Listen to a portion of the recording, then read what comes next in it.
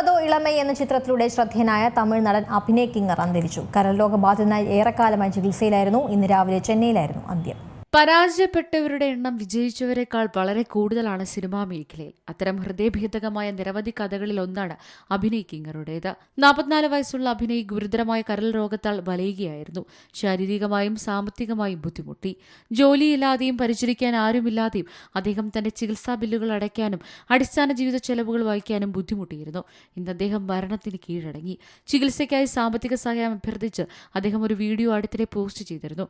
Video വൈറലായതോടെ Dhanush 5 ലക്ഷം രൂപ സംഭാവന ചെയ്തുകൊണ്ട് രംഗത്ത് വന്നിരുന്നു. ഹാസ്യനടൻ KPY ബാലയും അഭിനയനെ സഹായിച്ചുകൊണ്ട് രംഗത്ത് വന്നു. ആരോഗ്യസ്ഥിതി മോശമായിരുന്നിട്ടും സിനിമാ മേഖലയിൽ തിരിച്ചുവരാനുള്ള അദ്ദേഹത്തിന്റെ ആഗ്രഹം മാത്രം ബാക്കിയായി. കഴിഞ്ഞ വർഷം ഒരു അഭിമുഖത്തിൽ സർക്കാർ മെസ്സിൽ നിന്നുള്ള ഭക്ഷണത്തെയാണ് താൻ പലപ്പോഴും ആശ്രയിച്ചിരുന്നതെന്ന് താരം പങ്കുവച്ചിരുന്നു. മലയാളിയായ അഭിനയ് അന്തരിച്ച പ്രശസ്ത നടി TP രാധാമണിയുടെ മകനാണ്. തമിഴ് മലയാളം ചലച്ചിത്ര മേഖലയിലെ നിരവധി പ്രമുഖരോടൊപ്പം പ്രവർത്തിച്ചിട്ടുണ്ട് TP രാധാമണി.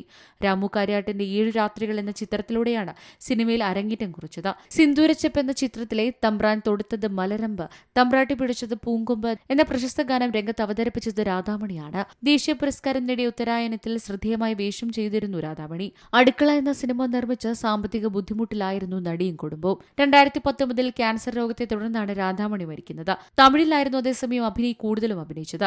2002 ധനുഷ് നായകനായ തുള്ളുവതോ ഇളമൈ എന്ന സിനിമയിലൂടെയാണ് സിനിമയിലെത്തിയത്. സൊല്ലി സൊല്ലി ഇനിക്കും പാലൈവനം തുടങ്ങിയ 15ഓളം സിനിമകളിൽ അഭിനയിച്ചു. 2014 റിലീസ് ചെയ്ത വല്ലവനുക്കും പുല്ലുമായുധം എന്ന സിനിമയിലാണ് അവസാനമായി താരം പ്രത്യക്ഷപ്പെട്ടത്. അഭിനയ് മുൻപ് ഡബ്ബിംഗ് ആർട്ടിസ്റ്റായും പ്രവർത്തിച്ചിട്ടുണ്ട്. തുപ്പാക്കിയിലെ വിദ്യുത് ജമാലിനും പയ്യയിൽ മെലന്ത് സോമനും കക്കമുട്ടയിൽ ബാബു ആന്റണിക്കും ശബ്ദം നൽകിയത് അഭിനയായിരുന്നു. News desk Malayalam news. ഏറ്റവും പുതിയ വാർത്തകളും വിശേഷങ്ങളും വിരൽ തുമ്പിലറിയാൻ Zee മലയാളം ന്യൂസ് എല്ലാ ഡിജിറ്റൽ പ്ലാറ്റ്ഫോമുകളിലും ലഭ്യം.